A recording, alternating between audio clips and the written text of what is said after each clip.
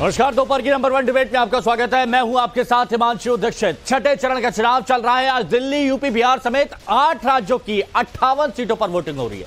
लेकिन इस चुनाव में एक मुद्दा गरमाया हुआ है और वो मुद्दा है बुर्के का। बुर्के का मुद्दा इसलिए क्योंकि पिछले चुनाव की बात करें तो कई ऐसे मामले सामने आए जिसमें बुर्का पहनकर फर्जी मतदान करते हुए महिलाएं पकड़ी गई, रंगे हाथों पकड़ी गई। बुर्के पर सीएम योगी ने भी कह दिया है कि आखिर बुर्के की जरूरत क्यों है। यह हिंदुस्तान है, कोई अफगानिस्तान या पाकिस्तान तो है नहीं। बुर्के पर सियासत गरमाई तो मुस्लिम नेताओं ने घूंघट पर सवाल उठा दिए। अब आरोप यह तक लगा दिया कि बुर्के को लेकर वोटिंग के दौरान मुस्लिम महिलाओं को परेशान किया जा रहा है। लेकिन सवाल उठता है कि जिस बुर्के को लेकर मुस्लिम नेता अपनी सियासत चमका रहे हैं, क्या वो मुस्लिम महिला वोटर से इत्तेफाक भी रखते हैं जो अपना वोट डालकर बाहर आई हैं? आखिर वेरिफिकेशन से फर्जी वोट रुकता है तो इसमें विपक्ष मुस्लिम नेताओं को भाई दिक्कत क्या है? इसी पर बात करेंगे, लेकिन रिपोर्ट सबसे पहले आपके सामने।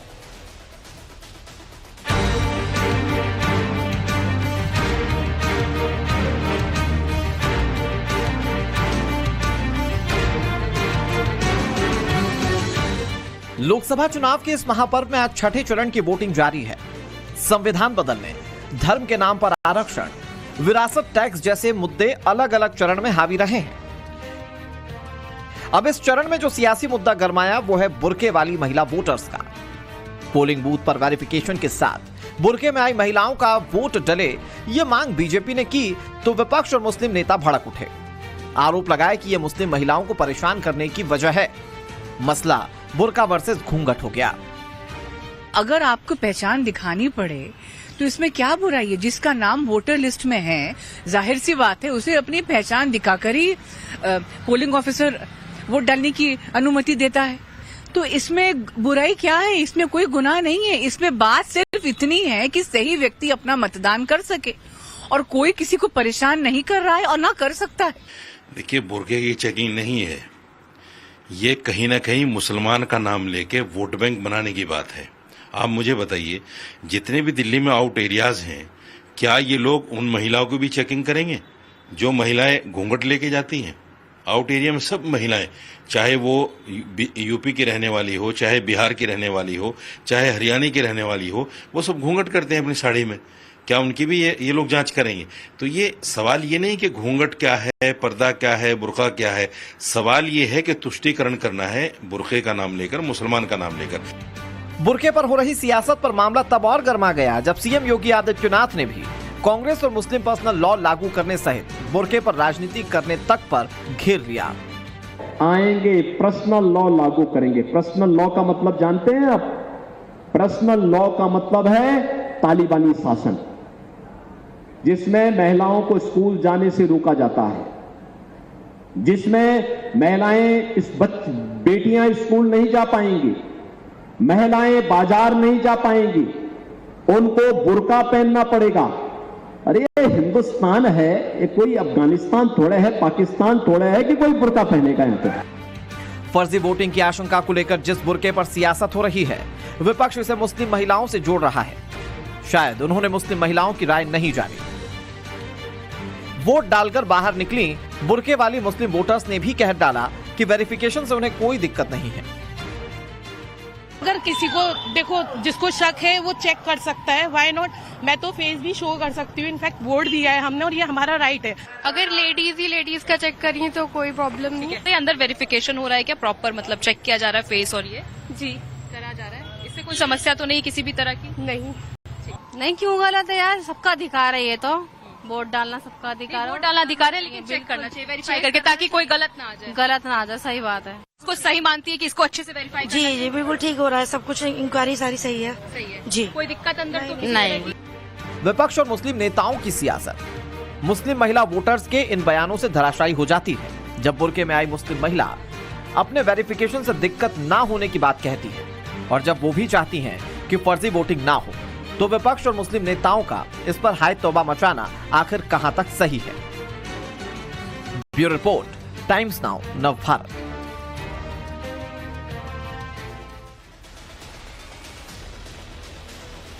रिपोर्ट आपने देख ली। जो मुस्लिम महिला मतदान करने पहुंची उनको इससे कोई आपत्ति नहीं है, ये भी आपने देखा। अब कुछ मेहमान हमारे साथ जुड़े, उनसे हम आपको मिलवाते हैं। डॉक्टर कौशल कांत जी प्रवक्ता हैं बीजेपी के डॉक्टर कौशल कांत मिश्रा, वो हमारे साथ इस चर्चा में जुड़े हुए हैं। हमारे साथ में अंबर जैदी जी सोशल एक्टिविस्ट हैं, वो भी इस चर्चा में जुड़ी हुई हैं। अरविंद सिंह जी राजनीतिक विश्लेषक, हाफिज नूर अहमद साहब हमारे साथ इस्लामिक स्कॉलर जुड़े हुए हैं, लोकेश जिंदल जी कांग्रेस की तरफ से हमारे साथ में जुड़े हुए हैं। आप सभी का बहुत बहुत स्वागत है। सबसे पहले हाफिज नूर अहमद अजहरी साहब, जब इन महिलाओं को कोई आपत्ति नहीं है तो फिर आपको किस बात की आपत्ति? देखिए एक बार फिर से यहां पर बता देते हैं, सभी मेहमान हमारे साथ जुड़े हैं, बहुत बहुत स्वागत है आपका इस चर्चा में। अहमद अजहरी साहब, इन महिलाओं को, जो मुस्लिम महिलाएं हैं, इनको किसी बात की कोई आपत्ति नहीं है, तो आप लोगों को किस बात की आपत्ति है? नहीं, हमने तो अभी नहीं कहा कि वेरिफिकेशन से हमें कोई आपत्ति है। वेरिफिकेशन हो, क्या इसमें बुरी बात है? लेकिन वेरिफिकेशन को मुद्दा, मतलब बुर्का को मुद्दा बना लेना, बुर्का के नाम से राजनीति करना, ये दर्शा रहा है कि भारतीय जनता पार्टी हाशिए पर है, बैक फुट पे है। भारतीय जनता पार्टी की हालत देश में खराब है। क्या राजनीति आपको लग रहा है हो रही है? क्यों नहीं है? ये जो बुर्का का नाम लेकर के ये तकरीरें हो रही हैं, जो भाषण दिए जा रहे हैं, ये क्या है?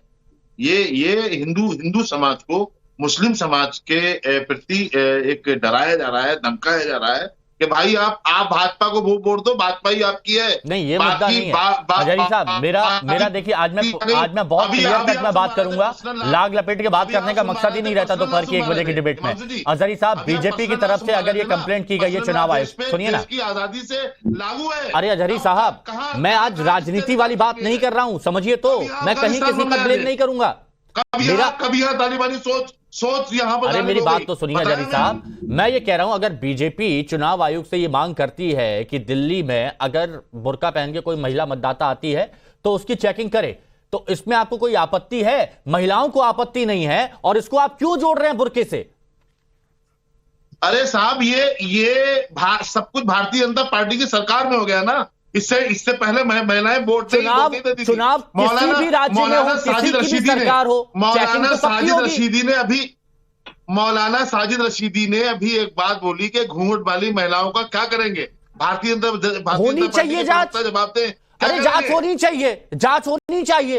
अरे आपके कहने से क्या होता है भाई? आप कौन है? जज है क्या आप? अरे तो भाई, चुनाव आयोग मतदान केंद्र पर जो अधिकारी है वो जांच कर रहे हैं, हम लोग मुद्दा नहीं बना रहे, तो आप क्यों मुद्दा बना रहे हैं? ये बुर्के पर सवाल उठाए जा रहे हैं। पहले भी होती थी जांचें, पहले भी होती थी। तो फर्जी बुर्के वाले फर्जी मतदाता पकड़े गए हैं कि नहीं पकड़े गए हैं? मुझे ये बताइए। भारतीय जनता पार्टी अजहरी साहब, फर्जी मतदाता पकड़े गए हैं कि नहीं पकड़े गए हैं बुर्के की आड़ में? बस इतना बता दीजिए। क्या मुसलमान ही पकड़े गए हैं? क्या बुर्के वाली पकड़ी गई है और नहीं पकड़े गए? देखिए, जो रिपोर्ट, जो FIR दर्ज हुई है, उसमें बुर्का पहनकर फर्जी मतदान की ही खबर है। आप चाहे तो मैं आपको बता दूं कहां, सीतामढ़ी में, बिहार के सीतामढ़ी में पकड़े गए, यूपी के रामपुर में पकड़े गए। अरे हम भी भारत नहीं रहते हैं, भारत नहीं बनेंगे। अरविंद सिंह जी कुछ कहना चाह रहे हैं? अरविंद जी, क्यों उसको मुद्दा बना रहे हैं धार्मिक? सीधी सी बात है, महिलाओं को कोई दिक्कत नहीं है। हिमांशु जी, मैं ये कहना चाहता हूं कि चाहे बुर्का की बात हो या घूंघट की बात हो, जब वोट देने जाते हैं तो पहचान सुनिश्चित होना चाहिए। इसमें कोई विवाद नहीं हो सकता है। और हिंदू समाज में किसी भी ने नहीं कहा कि घूंघट को चेक करना कोई गुनाह है। लेकिन क्या कारण है कि मुस्लिम तबके के और कुछ राजनीतिक पार्टियों के कुछ खास लोग और कुछ पार्टियां इसका विरोध कर रही हैं? अरे आपको बुर्के से लगाव है, आप बुर्का पहनिए, लेकिन वोट कास्ट करने जा रहे हैं तो वहां पहचान आपको सुनिश्चित करनी पड़ेगी। अजहरी साहब, तो आपको एक लाइन में कहना चाहिए था कि हमें कोई आपत्ति नहीं है। बात बात में धर्म को आड़े लेना, धर्म को समानांतर खड़ा करना और मुसलमानों को तंग किया जा रहा है, ये नारा गढ़ना मुझे लगता है घोर आपत्तिजनक है। आपको एक लाइन में अजहरी साहब कहना चाहिए था कि हमें कोई आपत्ति नहीं है। पहचान इस बात को समझिए, वेरिफिकेशन अरविंद भाई, इसमें वेरिफिकेशन पहली बार नहीं हो रहा है, वेरिफिकेशन पहले भी हुआ है, जांच पहले भी हुई है। आज क्यों उसको मुद्दा बनाने की कोशिश की जा रही है? इसलिए बनाने की कोशिश की जा रही है। 2020 में, 2024 में बार बार बुर्का पहन के फर्जी मतदान करते हुए पकड़े गए। उत्तर प्रदेश के कई सीटों पर पुलिस अधिकारियों ने ऐसी बाकायदा महिलाओं को बुलाया और बताया कि इस बार अगर फर्जी मतदान करते पकड़े गए तो सोचिएगा किस तरह की कार्रवाई की जाएगी। ये पुलिस को बोलना पड़ा। अंबर जैदी जी, क्यों इससे ये कहा जा रहा है महिलाओं के लिए कि भैया आपके बुर्के पर सवाल खड़े कर दिए गए? महिलाओं को कोई आपत्ति नहीं, आप चेक कर लीजिए, हमारे पास तो आधार कार्ड है, हम तो सच्चे हैं। लेकिन उनको यह बताया जा रहा है कि बीजेपी बुर्के पर सवाल उठा रही है, मुस्लिमों पर सवाल उठा रही है। क्यों? देखिए हिमांशु, सबसे बड़ा इसमें समझने वाला सवाल ये है कि उन पार्टियों को एतराज है जिन्होंने हमेशा से बुर्के की आड़ में फर्जी वोटिंग करवाई है और महिलाओं को सिर्फ एक हेड काउंट वोटर समझ करके, एक टूल समझकर इस्तेमाल किया है। वो महिलाएं जो वोट करने गई हैं उनको किसी भी तरह की वेरिफिकेशन से एतराज नहीं है। आपने कितनी ही महिलाओं के आपने यहाँ पे इंटरव्यू उनकी बातचीत सुनी, वो कह रही है कि हमें कोई एतराज नहीं है क्योंकि हमें कोई फर्जी वोटिंग नहीं करनी। जिनको फर्जी वोटिंग करवानी है एतराज उन्हीं के पेट में दर्द हो रहा है। तो महिलाओं का इस्तेमाल जो पार्टियां करती आई हैं अपने फायदे के लिए, जिन्होंने मुस्लिम महिलाओं के उत्थान के लिए आज तक कोई कार्य नहीं किया, बल्कि मुस्लिम महिलाओं को सिस्टमैटिकली ऑर्गेनाइज्ड वे में सिर्फ और सिर्फ बुर्का के अंदर रखी रहे, इसीलिए वो इस तरह के कार्य करते हैं। शाहबानों का 80 के दशक में शाहबानों के लिए सुप्रीम कोर्ट ने जो फैसला दिया था, उन्हीं पार्टियों ने उस फैसले को पलटा था उस सुप्रीम कोर्ट के। तो ये वो पार्टियां हैं जो आज भी 2024 के अंदर ये बात करती हैं कि हम लोग यहाँ पर पर्सनल लॉ लाएंगे। आप अपना किस तरह का आप मैनिफेस्टो बनाते हैं, तो आप मुसलमानों को और मुस्लिम महिलाओं को क्या समझते हैं ये नहीं दर्शाता है। आप कभी भी मुस्लिम महिलाओं के उत्थान, आप आज भी जो देश कॉन्स्टिट्यूशन से चलता है, जो देश इक्वल राइट्स की बात करता है, आज भी आप पर्सनल लॉ की बात करते हैं। अगर आप पर्सनल लॉ की बात करते हैं तो पूरी तरह से आप शरीयत की बात कीजिए। आप कन्वीनियंटली शरीयत क्यों फॉलो करना चाहते हैं? या तो आप मांग कीजिए पूरी तरह से मुसलमानों को पूरी तरह से शरीयत लागू हो, तो हमें समझ में आएगा कि आप बहुत बड़े खड़े और पक्के मुसलमान हैं। अब जब महिलाओं की बारी आती है तो आप पर्सनल लॉ की बात करते हैं। भाई साहब चिल्लाइए मत, मैं इस तरह से बहस नहीं करती हूँ। नहीं, वो ये बोल रहे हैं कि बताइए कहां पर तालिबानी कानून लागू हुआ है जो बोलते हैं तालिबानी शासन की बात की जा रही है बीजेपी की तरफ से। अंबर जी देखिए इसके लिए मैं ये बात कहना चाहती हूँ कि सबसे पहले हम अगर इस्लामिक कॉन्टेक्स्ट से हिजाब या बुर्के की बात करें तो हिजाब और बुर्का इस्लाम में एक फ्रीडम ऑफ चॉइस है। जैसा कि सारे के सारे कहते हैं कि हिजाब is a freedom of choice, अगर चॉइस है तो उस पर थोपना नहीं चाहिए। और एक बात और, बुर्के का भारतीय सभ्यता से कोई लेना देना नहीं है। मैं मानती हूँ कि भारत में ये कल्चरल इन्वेजन है, भारतीय सभ्यता के ऊपर इसको थोपने की कोशिश की जा रही है। एक मिनट सुनिए ना अजहरी साहब इस्लाम का हिस्सा है पर्दा।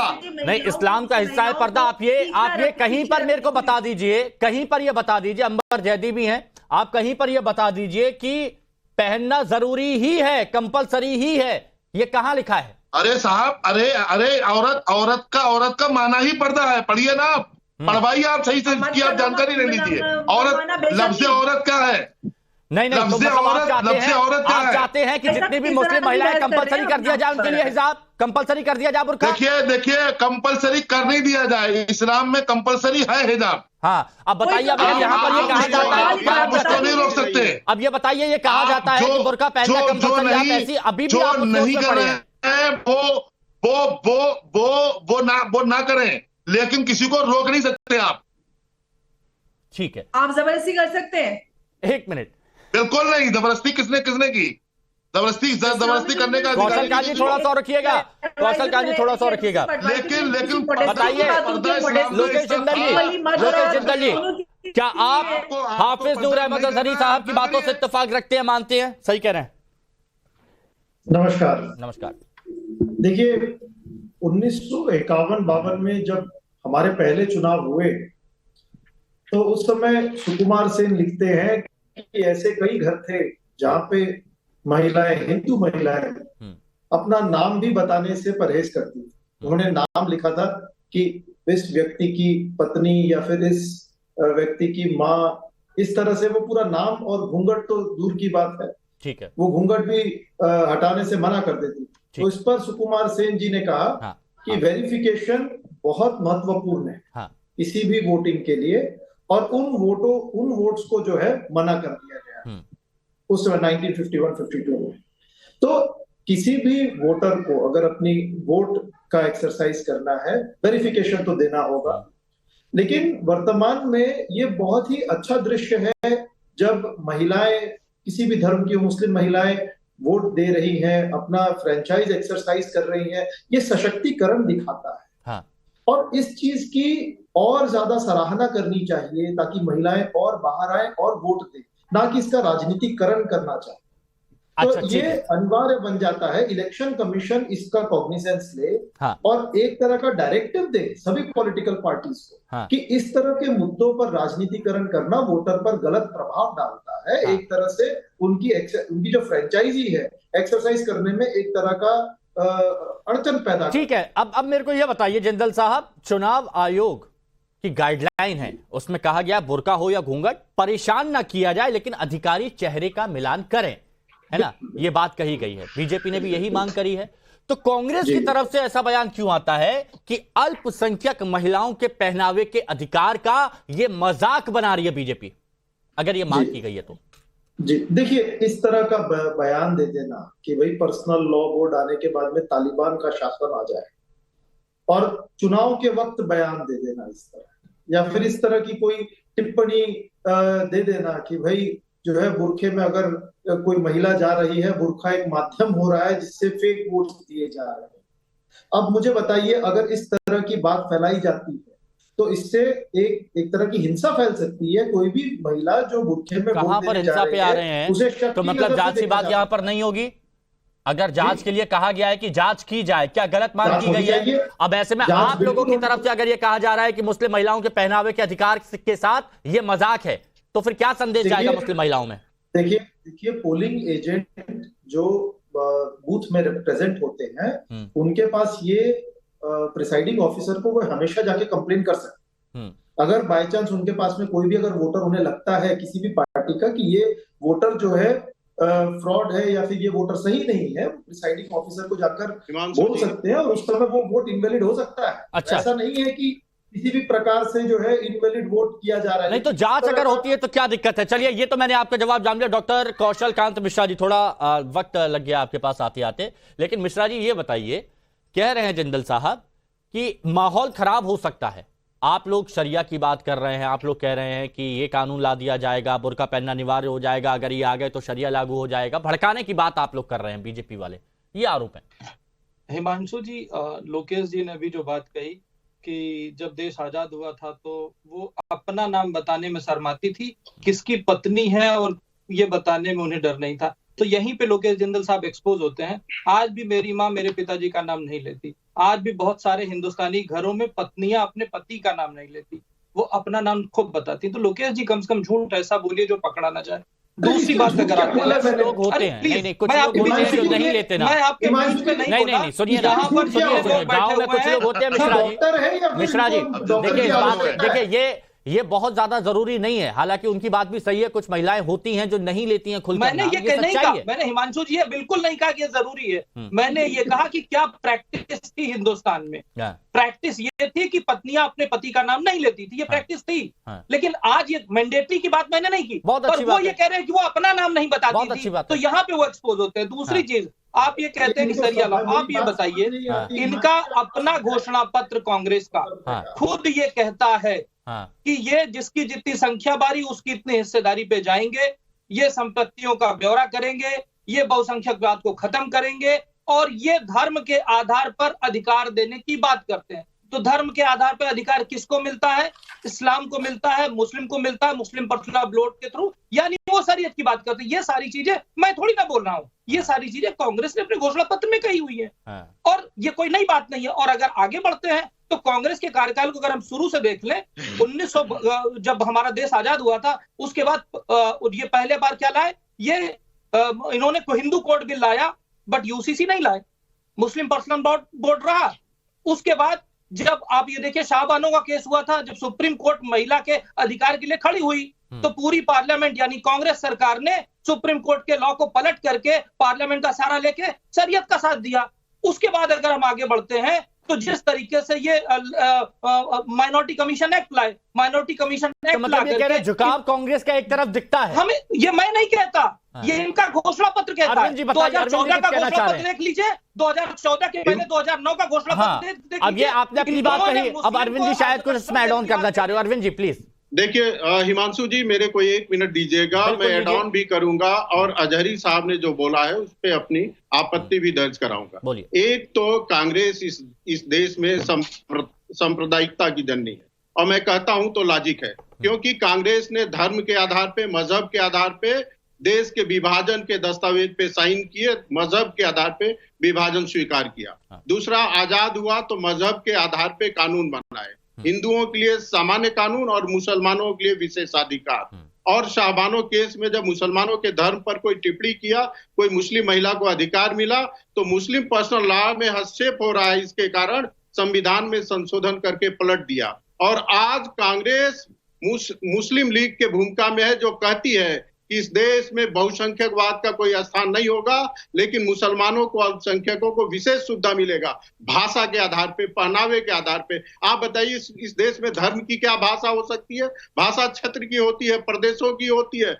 इस देश में रहने वाले अलग अलग भागों के लोगों की भाषा होती है, हिंदू की भाषा, मुसलमान की भाषा, ईसाई की भाषा। इस देश को आप तोड़ना चाहते हैं। और दूसरी बात, अजहरी साहब ने कहा कि मुसलमान महिला पर्दे में रहने की चीज है। ये इस देश के इक्वालिटी के सिद्धांत के विरुद्ध है, ये संविधान के मुंह पे तमाचा है। अजहरी साहब, एक लिमिटेड पर्दा में सबको रहना चाहिए, आपको भी रहना चाहिए। कल आप सड़क पे नंगा घूमेंगे तो पुलिस उठा के बंद कर देगी। इसका ये मतलब नहीं है कि महिला को ऊपर से नीचे तक जबरदस्ती आप पर्दे में ढक देंगे। ये क्रूरता मध्यकालीन और कबायली संस्कृति और मानसिकता का परिचायक है। कुछ नहीं मिला, मुझे लगता है इस डिबेट कुछ नहीं मिला, इतनी महिला विरोधी टिप्पणी के लिए माफी मांगना, आप ये उलझन महिला विरोधी टिप्पणी के लिए माफी मांगना।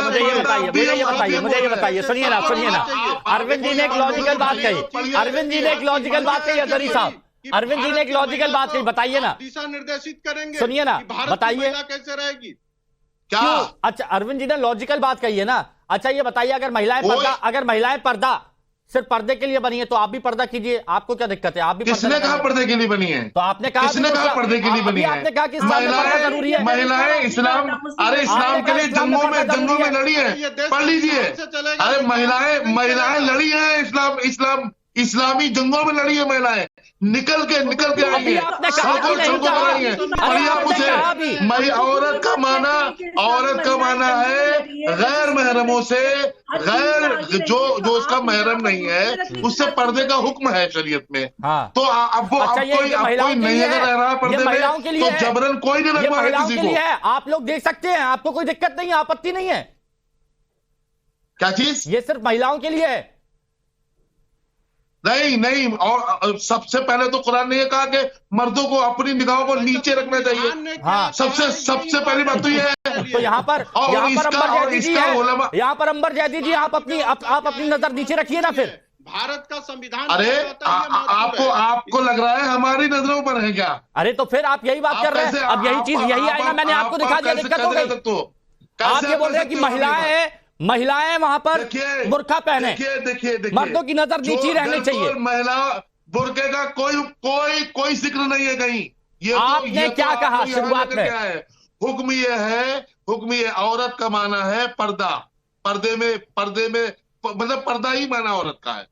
मर्दों के, हमारी जो किताबों में लिखा है वो मर्दों के बहुत सारे हिस्से हैं अंबर जी, जिन्हें सतरे औरत कहते हैं। ये सारी जानकारी, इतना कुछ इनको पढ़ाया गया है, सिखाया गया, आपने वो चीज क्यों नहीं पढ़ी है? पढ़ाया सिखाया गया। देखिए हिमांशु, अब इन भाई साहब को थोड़ी देर शांत कर लीजिए, आप शांत हो जाएंगे अजहरी साहब, बिल्कुल। देखिए, सबसे पहली बात है, अगर इस्लाम में हम पर्दे की या हम मोडेस्टी की बात करें तो बराबर हुक्म है किसी औरत या मर्द के लिए, अलग अलग से कोई डिक्टेट नहीं आया। जितना जिस्म को ढकने का एक बेसिक डिसेंसी होती है, जिस तरह के कपड़े हम सब ने पहने हुए, हम सबके जिस्म ढके हुए, हम कहीं पे भी जा सकते हैं। यही इस्लाम है कि आप अपने जिस्म को ढक के रखें, एक इस तरह का लिबास पहने जो आपके जिस्म को नुमाया ना करे। यही सब पे लागू होता है, यही हुक्म औरत और मर्द के लिए बराबर है। और मर्द को सबसे पहले खासतौर से हिदायत है कि आप अपनी निगाहों को नीचा रख के, उसके बाद औरत को हुक्म है कि आप अपने आप को, अपने जिस्म को ढक के रखें। तो पहले जो हुक्म आया उसको तो मानेंगे नहीं, उसके बाद में जो हुक्म है औरतों के लिए, आप उसको औरतों पे थोपेंगे क्योंकि आपके अंदर खोट है, आपके दिमाग में गंदगी है, इसलिए आप सारी चीजें औरतों पे थोप देंगे। भाई साहब ये अपनी कैसी बातें कर रहे हैं? एक मिनट सुनिए ना। अब यहाँ पर नजर आता है अजहरी साहब, यहाँ पर नजर आता है, उन्होंने कहा नियत में खोट, और आप क्या कह रहे हैं कि गंदगी आप लिए घूम रही हो। इस्लाम में महिलाओं की इज्जत करना सिखाया जाता है, आप कर पा रहे हैं? ये भारत है। अरे आप कर पा रहे हैं? आप मत सिखाइए यहाँ पे। अगर आप गलत राह पे जाएंगे आपको सिखाऊंगा, आपको सिखाऊंगा मैं। आपको ये नहीं पता कि महिलाओं की इज्जत करना चाहिए। अरे आप खुद कह रहे हैं और यहाँ पर देखिए क्या कर रहे हैं आप। रोज बोलते हो इस्लाम के खिलाफ, रोज बोलते हो आप। हम नहीं बोलते हैं, हम नहीं बोलते हैं। हमने आपसे यही कहा कि महिलाएं कह रही हैं कि भैया जांच हो जाए, कोई दिक्कत नहीं है, लेकिन आपको इसमें आपत्ति है। कुछ नहीं कर पाएंगे इस्लाम। महिलाओं पर पाबंदियां लग जाए, लेकिन आप लोगों पर नहीं लगनी चाहिए। चले गए। अब लोकेश जी ये बताइए, रहेगा है बागियों को ला करके आप डिबेट आप कराते हैं इस्लाम के। अच्छा जी, एक मिनट, वो सब बागी है, वो सब बागी है। और आप कौन है? आप कौन है? आप फरिश्ते हैं। दूसरा कोई एजेंडा नहीं है। आप बोलिए ना, भाजपा की लाचारी को सामने लाइए ना। अच्छा सुनिए ना, एक मिनट, इधर देखिए। शुरुआत में मैंने जब बात की तो अजहरी साहब बड़े प्यार से, विनम्रता से अपनी बात कर रहे थे, लेकिन जैसे ही आईना दिखाया गया तो यहाँ पर बागी भी आ गए, उनके लिए अकबर जदी बागी हो गई और वही एक लौते फरिश्ते निकल गए। वाह, यहाँ आईना देखने की जरूरत आपको है। मैं मोबाइल में ही देख लेता हूँ अपनी शक्ल, क्यों आईना देखूं मैं? अच्छा ठीक है, रुकिए। चैनल के एंकर हैं आप, एक पार्टी के एंकर बन करके रह गए। अच्छा जी, ठीक है, ठीक है। सुनिए ना, वेतन भी दिलवा दिया करिए अगर आप ऐसा बोल रहे हैं तो। क्या कहाँ की बातें करते हैं आप? कहाँ की बातें करते हैं? अगर एक महिला की इज्जत की बात कर दी, महिला की इज्जत की बात कर दी तो मिर्ची लग गई आपको। अरे हिमांशु, यही तो इनका कैरेक्टर है और देश देख रहा है इनको कि ये लोग किस तरह से समाज ठीक है, छोड़िए। अब ये समझ गए यहाँ पर क्या हो रहा है, समझ गए यहाँ पर क्या हो रहा है। कितनी महिलाओं की इज्जत की बात करते हैं, समझ गए यहाँ पर। लोकेश जिंदल जी, मुझे बस इतना सा बता दीजिए, अगर एक महिला अधिकारी घूंघट को चेक करती है या फिर किसी बुर्का नशी महिला को चेक करती है, ये देखती है कि जिसका आधार कार्ड है क्या वही है घूंघट या बुर्के के पीछे, तो इसमें आपको कोई दिक्कत? ये पहले से होता है। बिल्कुल नहीं। हिमांशु जी, मैं कुछ कहना चाहूंगा। देखिए, बहुत शॉर्ट हाफिज जी, मैं बहुत शॉर्ट वक्त बहुत। देखिए, हर धर्म को देखने का नजरिया अलग अलग रहा है। इस्लाम में भी हनफी एक बहुत प्रोमिनेंट स्कूल ऑफ थॉट है जो इस्लाम धर्म को बहुत लिबरल तरीके से देखता ठीक है। नहीं देखिए लोकेश जी, वक्त की कमी है मेरे पास, लेकिन मैं एक बात जरूर कहना चाहूंगा कि यहाँ पर हर किसी को अधिकार दिए गए, लेकिन हर किसी को बराबरी का भी अधिकार दिया गया है, चाहे वो इस्लाम में महिला हो या फिर पुरुष हो, और ये बात यहाँ पर समझनी चाहिए। अजहरी साहब को बहुत बहुत शुक्रिया आप सभी का हमारे साथ जुड़ने के लिए।